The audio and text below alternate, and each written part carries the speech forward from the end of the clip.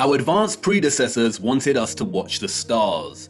They wanted us to understand that electromagnetic vibration and frequency produce pockets of sonoluminescence in the waters above.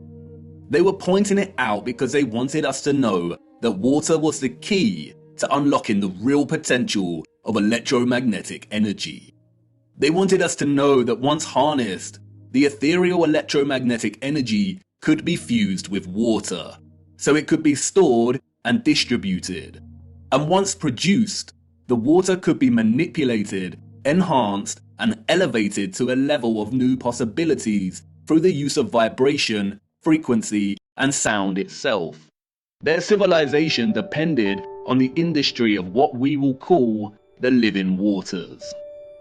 Their technological advancement enabled them to transform the entire Earth into a power grid. But this grid was only possible because of water. The civilization of the future was an electromagnetic water world. Canals are no great secret. They are found everywhere across our realm, both the great and the small. Most of the great canals around our Earth are connected to the ocean. Salt water is an excellent conductor of electricity. Sodium chloride is ionized. We have the Corinth Canal, connected to the Aegean Sea. We have the Panama Canal that connects both the Atlantic and Pacific Oceans. The Suez Canal connects with the Mediterranean Sea.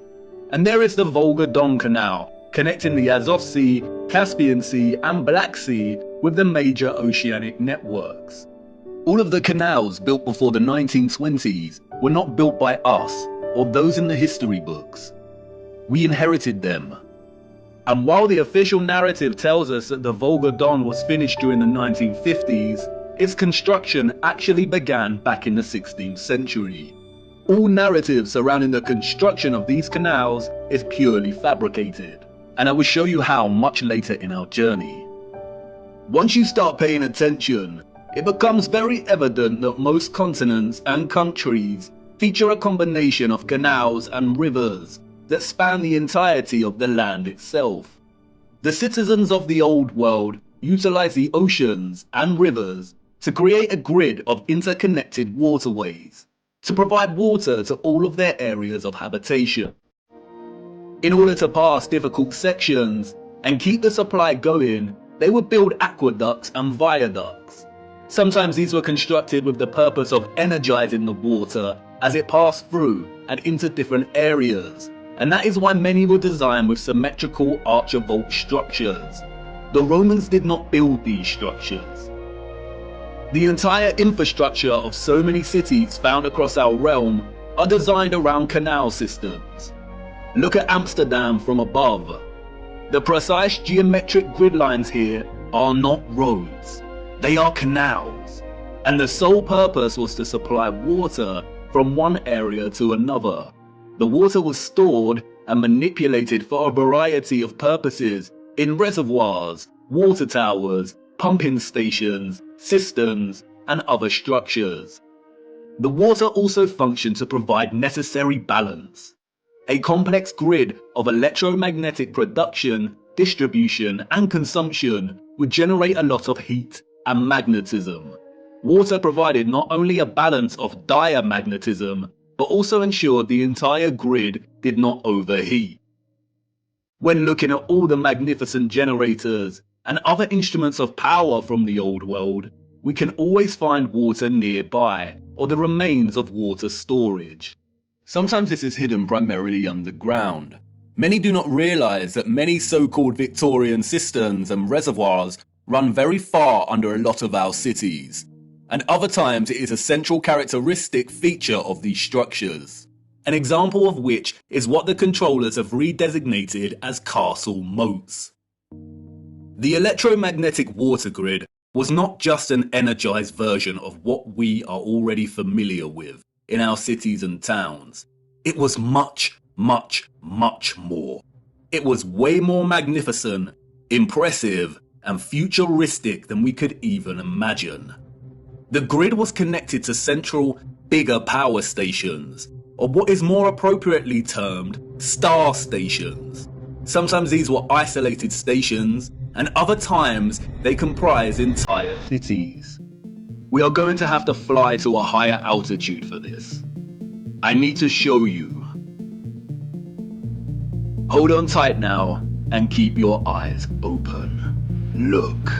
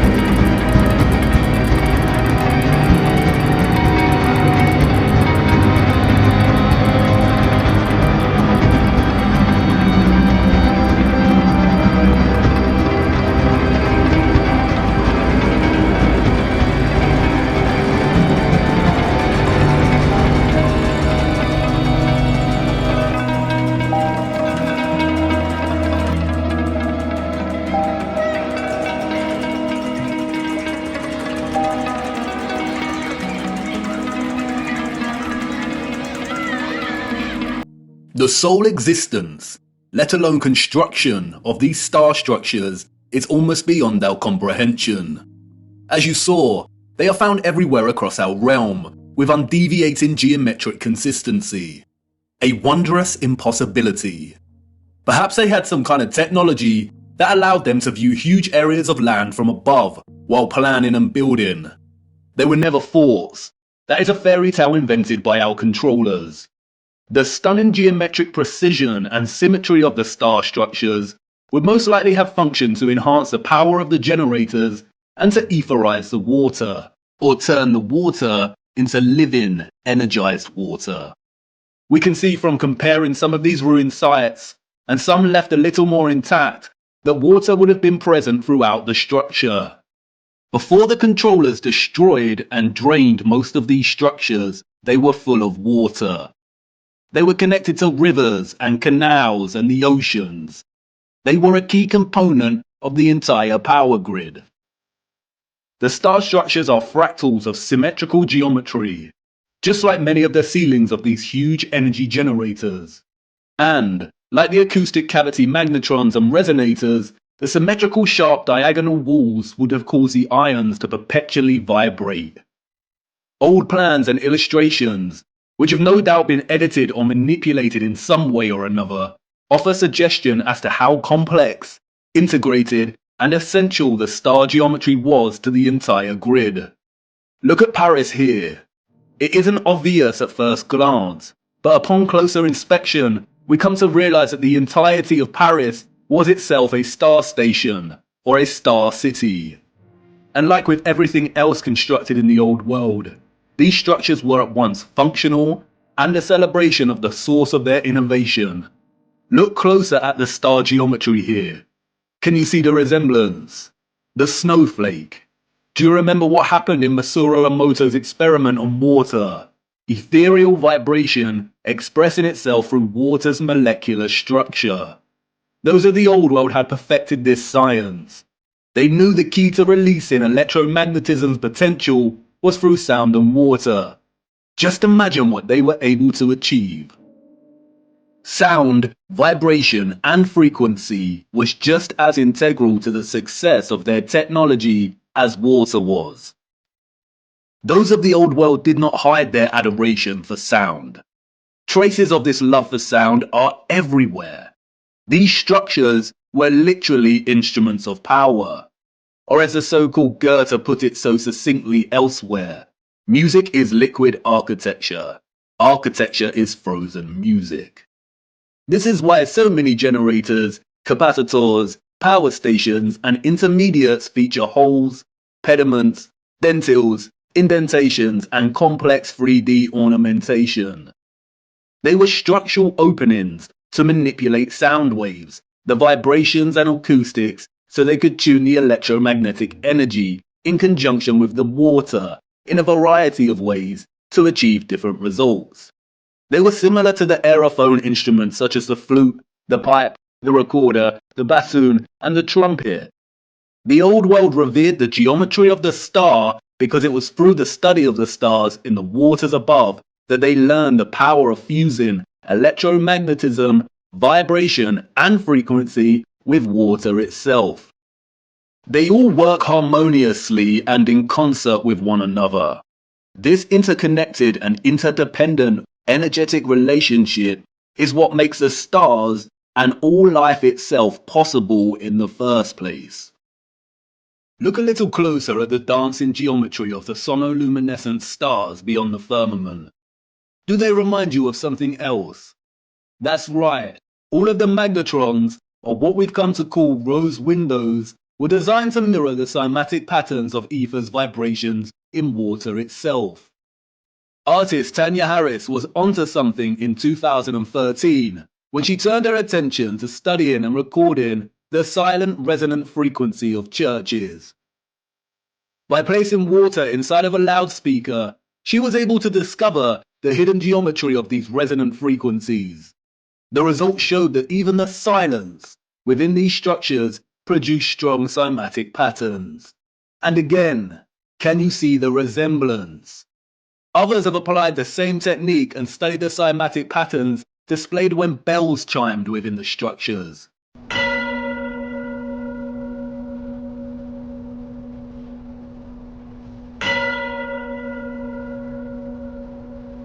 Look at the patterns.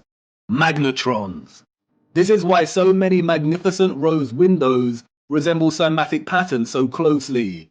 This is why they look like the petrified pulsations of a star. The entire ceilings of many cathedrals also mirror this sacred cymatic geometry.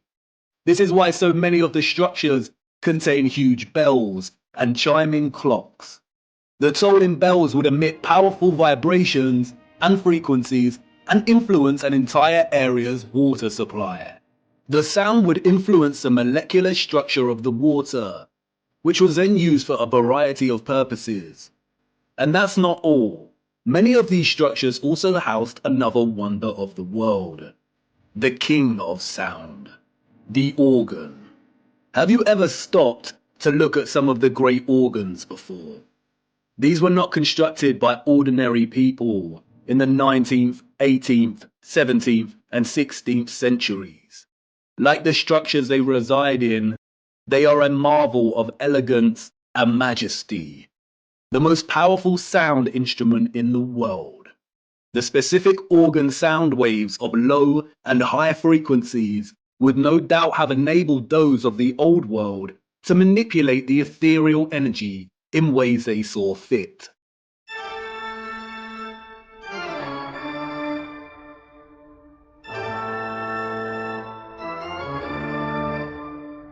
The magnetron rose windows that would not have contained glass would amplify these sound waves, which in turn would influence the molecular structure and properties of the etherized living water. Organs would have had multiple uses, perhaps providing entire towns with specific resonant frequencies for good health and prosperity. The specific functions of the organ have been deliberately hidden and withheld from our knowledge. Interestingly, the official history states that the first organs of the world were water organs, in which the power source pushing the air is derived by water from a natural source or by a manual pump. No doubt a deceptive half-truth disguising the instrument's true interaction with water. And like I said before, most of these structures had areas nearby to store and hold large quantities of water. Many of the structures feature underground cavities or huge cisterns, some of which have been drained and some kept intact. Sometimes the cistern was located apart from and outside of the structure. The controllers have redesignated many of these areas as Roman baths. That's why Bath Cathedral in England is located right next to the Roman baths. The water was also stored in red brick power stations, capacitors, or water towers. Open rectangular sites, reservoirs, wells, and step wells. This is why step wells were constructed with precise geometric patterns. Again, the symmetrical structures here work to encourage oscillation or vibration of the ions. They kept the water electromagnetically charged, and the aqueducts and viaducts would have worked in a similar fashion. It is likely that a lot of the huge electromagnets we see scattered across our realm would have actually straddled passing water, much like we see on the Volga-Don Canal, even though it's unlikely that the Volga Arch is original, and that many roads themselves were constructed during the Great Reset. It is likely that the inheritors of the 19th century were instructed to drain and fill many of the tributaries that once carried water. That's why we see drained castle moats and star stations. Perhaps that's what a lot of the surplus mud we see during this period was used for. Perhaps a lot of homes and buildings were constructed with underground chambers to store their own personal supply of living water, and these areas were destroyed, filled in, and forever hidden with vast amounts of mud during the 19th century. The use of electromagnetism, sound waves, and water would have had endless applications and uses in the old world, most of which we will never know about. But many structural remains do offer a lot of clues.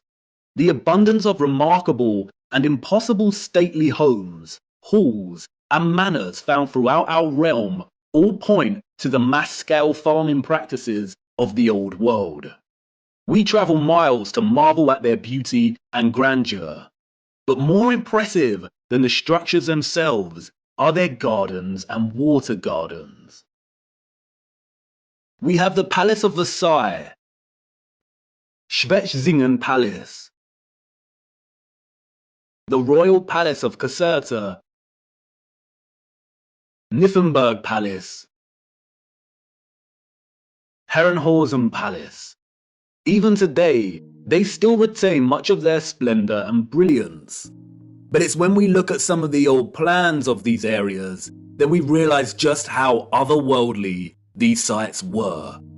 They were never constructed to house the elite. They were the farms of old. Look at the gardens. They are cymatic gardens. Even from these old illustrated plans, we can see just how gargantuous these farms were. Microcosmic grid systems, suggestive of the entire larger power grid itself. The cymatic gardens were likely grids cultivated with sound and the living water to grow food, herbs, and who knows what else. Even contemporary scientists openly acknowledge that sound waves strongly influence the growth of fruit, vegetables, and crops. And to this day, some of these structures retain a lot of their glory when viewed from above. The Palace of Versailles, a wondrous geometric marvel. A collection of impossible structures, extraordinary cymatic gardens, and water systems. Let's venture closer into the Palace of Versailles and have a look. Hold on now. Wait, what? This is not the Palace of Versailles. I really need to fix this thing. It's been acting up a lot lately. Where are we? Wait a minute. I recognize this place. Memories from a long time ago. This is Chatsworth House in the Peak District, England. Oh well, this should do. Come on, let's see what we can find. Chatsworth House was completed in 1708, we are told. Its story, much like the story of the entire Peak District, is a fabrication, a complete lie. The place has changed much over the years. It is situated beneath two large bodies of water, the Emperor and Swiss Lake. The water from the lakes is channeled across a broken aqueduct before falling 79 feet and meandering gently down the hills in complex waterways and running right into Chatsworth Estate. The waters feed the estate's own lakes, rivers and streams through a series of runways and a multitude of complex tunnels beneath the estate and the structure itself. Due to the estate's repurposing, much of this remains hidden, but you can see the tunnels quite clearly here, snaking their way down. It is one interconnected water system. Waterways deliver themselves into waterfalls at the impressive rockery before continuing on their journey. All of the water gathers into a central, rectangular frontpiece which feeds the Emperor Fountain. The water then continues underground until it pours into the River Derwent, a 66-mile-long tributary of the River Trent, which runs throughout the Peak District. While much of the estate has undergone some serious restoration, which is actually a fancy, deceptive word for criminal gutting and destruction of technology, there are a lot of haunting remains of its former glory. It is important to note that unlike many of the huge energy generators, Chatsworth House was probably partially occupied. By farmers, that is. The central engine was located off-site and has been subsequently removed and repurposed as a larder to store hunted game. This magnificent, gorgeous structure would have functioned as a small generator, which also contained a small engine in its centre. It was repurposed as the stables. The horses of the 19th century clearly lived better lives than most of the population. Above, atop of the hill next to the Emperor and Swiss Lake, we can see the quadruple capacitor or water tower. This was repurposed as a hunting tower. But stalking the 105-acre grounds, a visitor with eyes to see might spot some unusual sights. One of which is the half-ruined obelisk hidden away in the tangled overgrowth at the bottom of the hill below the lake. The official, controlled history that visitors receive when touring Chatsworth conveniently leaves out any mention of the obelisk. For you see, the hunting tower was not Chatsworth's only capacitor. The entire estate needed constant water storage to fulfill its energetic requirements and purposes. There are many odd structures dotted around that remain unexplained. And then there is this, the cascade. a true little wonder. The dome, a series of toroidal circles that rise to meet the smaller copper dome. They tread carefully here, making sure they force a distorted history on you. But, as always, they cannot help themselves. They just have to tell you, in their own roundabout controlled manner. As the placard states, water can be made to flow over the roof and out of 13 spouts. Some of these spouts are crafted in the form of immaculate stone dolphins and giant fish. There are even hidden jets in the floor, they tell us. The water is received from the lakes above and is used twice more in its journey to meet the River Derwent below. Once in the South Lawn Fountain, and again the private West Garden. But look closer at what they acknowledge. Each step of the cascade is different from the one below and above it to vary the sound of the falling water.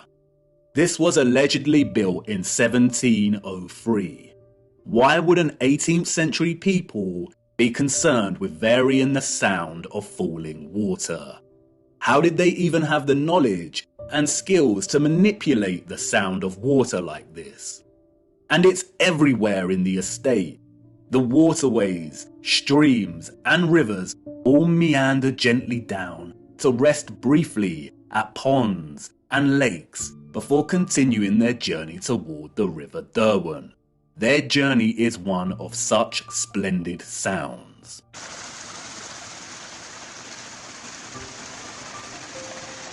As you begin to traverse the labyrinthine passages of our corrupted history, you will inevitably meet the lithographs, renderings, engravings, illustrations and paintings.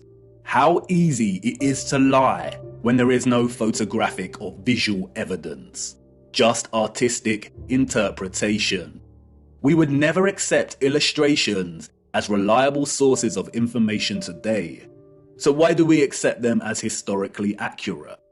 And while these are not to be trusted, devoting some time to browsing their particulars can yield some interesting insights. For instance, the fountain here looks wildly out of proportion. Did it used to jet water more powerfully? And some would claim artistic exaggeration. But if you dig a little deeper, you come to learn that the original Emperor fountain, constructed in 1843, was able to jet water at a height of 296 feet. What? How? This is the 19th century we're talking about. And like I said, they cannot help themselves. Even Wikipedia states that the water power of the fountain found a practical use in generating Chatsworth's electricity. There it is, barely hidden in plain sight. And as we continue browsing these little illustrations, we stumble across it.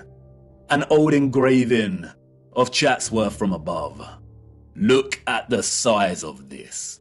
Cymatic gardens, rows and rows of crops, large bodies of water that are no longer there. And again, many would claim artistic exaggeration, the unreliability and inaccuracy of illustrations, and rightly so. But when we look at Chatsworth from above on Google Earth, what is this we find? Shadows on the ground across from the river?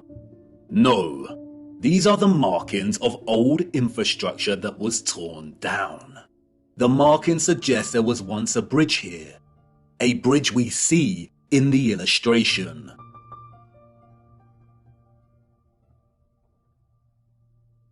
Look a little closer. An octagon with the clear outline of an old generator. So yes, the illustration is a lie. The estate was much, much larger than depicted here. In 2018, there was a heatwave in England, and the old markings of Chatsworth's former glory started appearing in the grounds themselves. They had to acknowledge it.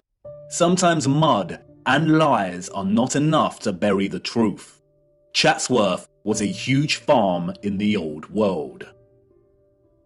As I said before, The illustrations and paintings are not to be trusted. More often than not, they are used as tools of deception against us. But as you see here, they do have a tendency to backfire on the controllers.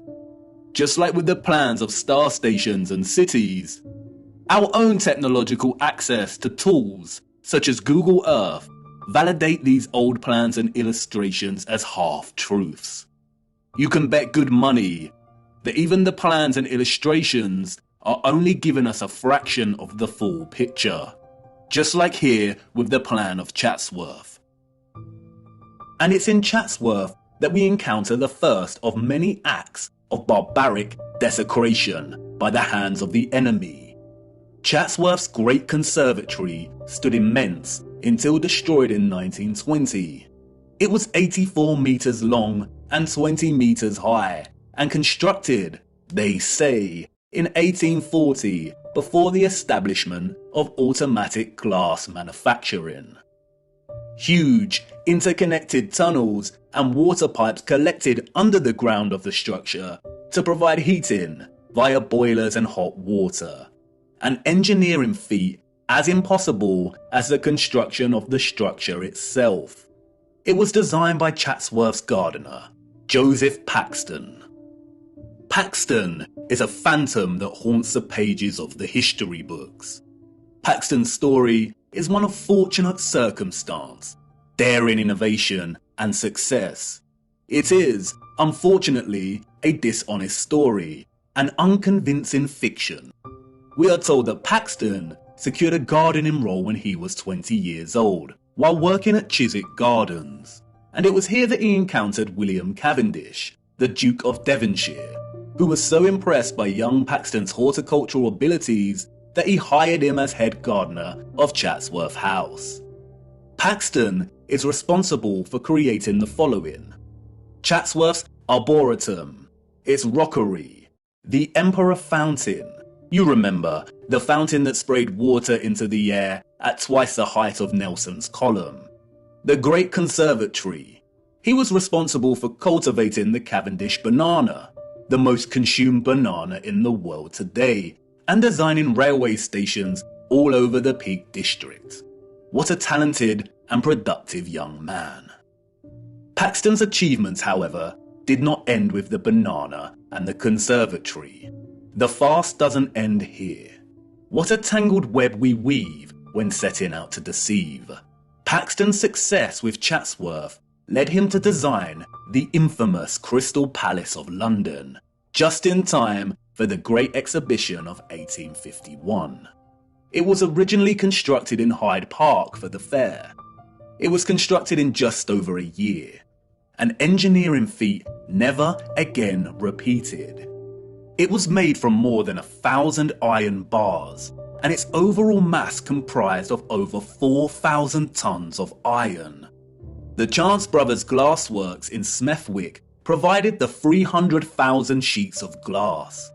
Remember, this was before automatic glass manufacturing. This is the glassworks in which the glass was produced. A simple maths equation gives us an average of 822 glass panes produced every day, 7 days a week, for a year.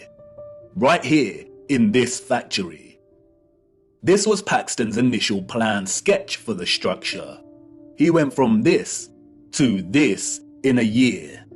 Furthermore, the entire Crystal Palace was able to house gigantic trees, and they had to board a lot of the glass panes up and cover a lot of the top of the structure during the World's Fair exhibition because the interior of the structure became too hot.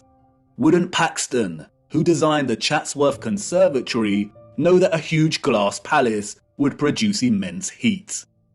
The entire narrative soon dissolves into stupidity when we realise that a year later, in 1852, they dismantled the Crystal Palace and moved the entire structure to Sydenham in southeast London, where it was rebuilt with 2 additional huge water towers at either end of the monstrous structure. Interestingly, no photographic evidence of the original Hyde Park Palace exists. Just illustrations. Wouldn't the structure have been the focus of many photographers during the opening of the Great Exhibition of 1851, the first of its kind? It is highly likely there were either two of these Crystal Palaces in London and both destroyed, or the Hyde Park Palace is just an outright lie. Interestingly, a few years after its relocation to Sydenham, this map of the palace was produced, all designed at the hand of our genius gardener. He struggled with the water supply, we are told, after all, supplying 12,000 fountains, two of which shot water 250 feet into the air, and the various cascades would be a difficult task to achieve. But clearly not for Paxton. He made it happen. Interestingly, the Crystal Palace also featured one of these impossible, grand, and spectacular organs. Oh, and if that wasn't enough, while Mr. Paxton was redesigning the Crystal Palace at Sydenham, he was also designing the glorious Mentmore Towers for none other than Baron Mayer Rothschild. Who would have thought that a random, young 20-something gardener would go on to be responsible for some of the most impossible and impressive engineering feats in history? Let's also not forget about his banana. Paxton is an example of the enemy's laziness when it comes to hiding our true history. It is not fathomable or even possible for the citizens of the 19th century to have even built these structures, let alone assign their inception to one sole man. The Crystal Palace and its gardens, just like Chatsworth, were huge farming grids that used to live in water in conjunction with sound and electromagnetic energy to cultivate a whole range of wondrous produce. Kew Gardens in London is another example. The abundant electromagnetic energy was able to produce conditions of heat with ease, and the vibrational frequencies encouraged growth. Perhaps that's why Crystal Palace housed a grand organ, utilizing frequencies and vibrations to enable the growth of produce. And that's why the controllers were able to assign the cultivation of the banana, an exotic fruit, to a fabricated Englishman. The technology already established in England was able to grow many things with ease. Among other impressive horticultural achievements attributed to Paxton's genius were the perfect pineapples, another tropical fruit he grew at Chatsworth. He grew enormous lily pads, which could hold the weight of a human.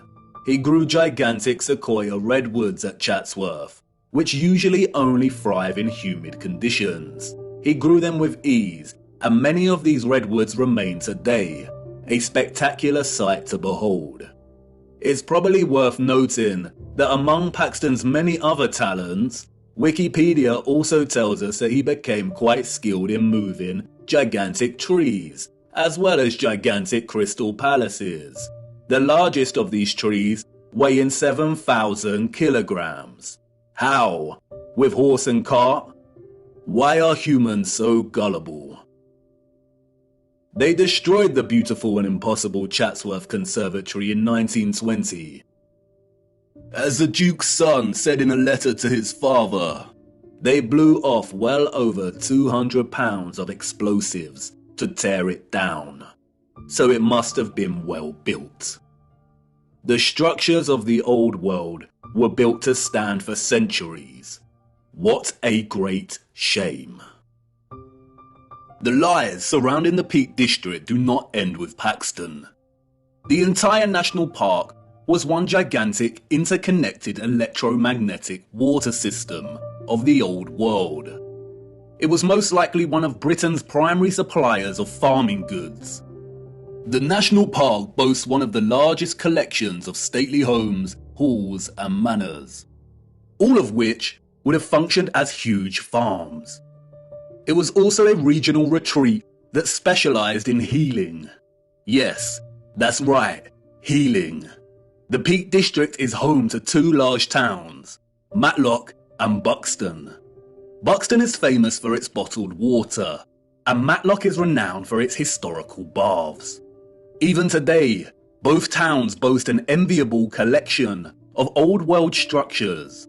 We see an abundance of old generators, domed pavilion structures, capacitors, colonnades, columns, bandstands, gardens, and water systems. Overlooking the town of Matlock is River Castle. Its silhouetted frame and turrets stand regal in the distance. It is a derelict structure and has been derelict for over a century. The curious public are not allowed near the structure. They tell us it was built very quickly by a Mr. John Smedley. Smedley was, we are told, an industrialist. By the 1850s, he had become the driving force behind Matlock's hydropathic industry. Hydropathy is the practice of healing and curing diseases through the use of water. The official narrative states that Smedley built Smedley's Hydro, which sits on Smedley Street in Matlock. It is now a government council building. Smedley's Hydro was just one of the hydropathies in the region. At one point, we are told, there were over 20 hydropathic establishments in the region. Just look at these structures.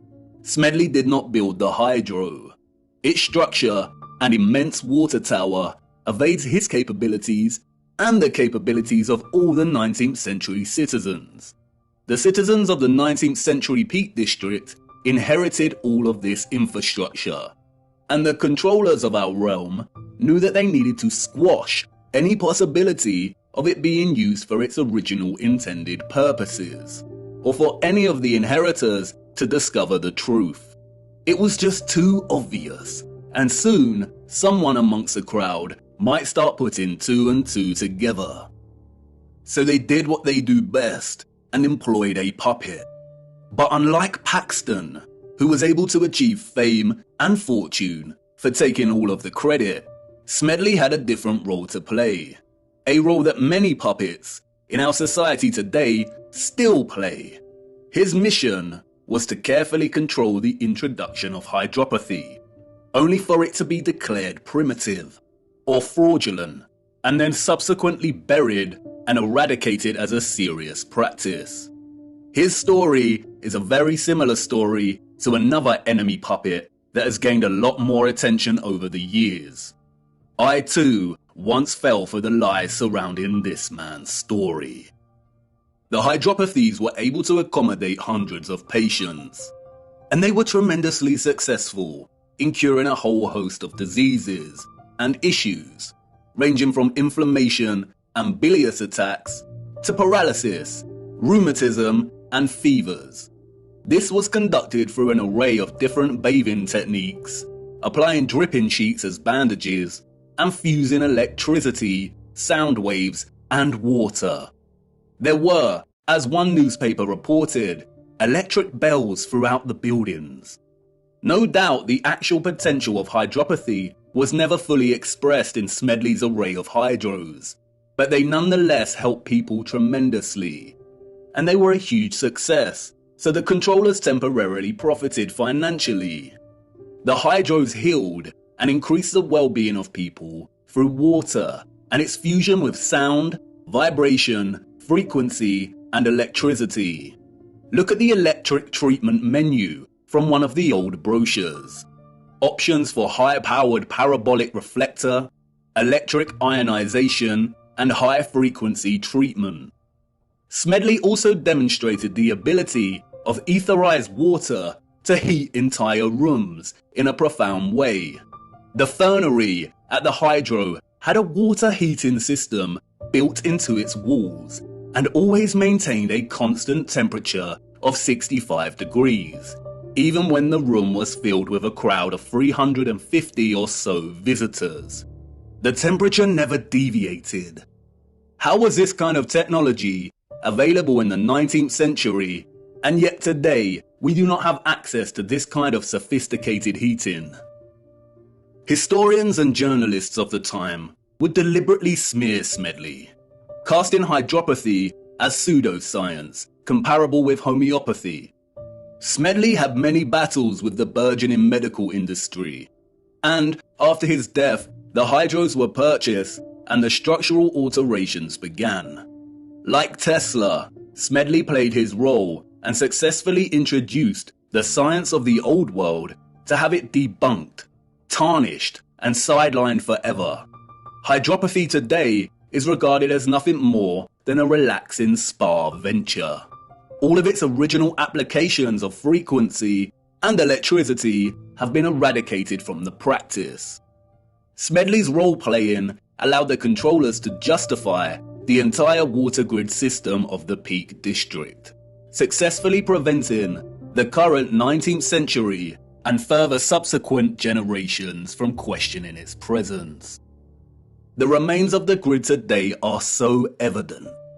You can sit and relax to the soothing sound of water falling over the turreted regal Derwent Reservoir, which connects the entire region through its branching rivers and canals. You can stroll around shopping inside of old power stations and at old pumping stations. And in every area of the region, there are wonders waiting to be discovered. Not only in the larger towns do we find old fountains that once provided the living waters, but also in the remote villages. Tucked away, we find an old dry fountain. Look, the Lord's gift, a bittersweet joy to behold. The citizens of the old world unlocked the power of electromagnetic water by studying the stars above in the firmament. The stars above taught them that the key to manipulating the ethereal energy they harnessed from the ionosphere was through water, sound waves, vibration, and frequency. They honored this gift by constructing domes, by crafting star cities, cymatic magnetrons, and praising the Lord and Holy Spirit for the living waters they received in return. They understood the firmament as both scientists and disciples. Viewer, I am hoping the picture is starting to become clearer in your mind, and you will inevitably start to see things in a different light when pondering all of these impossible structures. It is not a coincidence that some structures like the Colosseum are also referred to as amphitheaters. Have you seen them from above? They look like speakers. Amphitheater is an interesting word. An amp is a unit of electric current, and an amplifier is a device that increases signal, especially microwaves and audio. And no doubt you will start to put two and two together in terms of some of the inventions that we were allowed to play around with before they were discarded as antique in their efficiency. But time is of the essence. We could ponder examples of the old world's electromagnetic water grid system for hours, but I encourage you to get out and hunt down these structures yourself and to document them in your own time. We have to move on. We need to start... Wait, what? You want to know if these came from the old world? Yes, they did. And they are extremely important. The inevitable ticking of the clock. A deeply unsettling instrument, but unavoidable. I need to show you one more missing piece of the electromagnetic puzzle first, and then we will take a closer look at these timekeeping instruments.